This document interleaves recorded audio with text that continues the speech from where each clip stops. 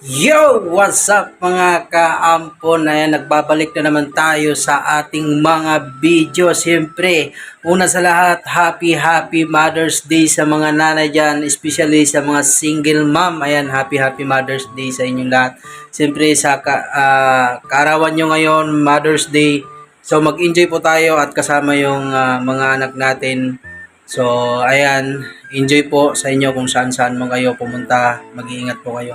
So, for today's video guys, hindi na natin patagalin pa itong video na to dahil meron tayong gagawin na kababalaghan mga kaampon. So, ang gagawin natin ngayon mga kaampon ay magluluto po tayo ng mahanghang na pancit canton. So, ipakita ko sa inyo guys.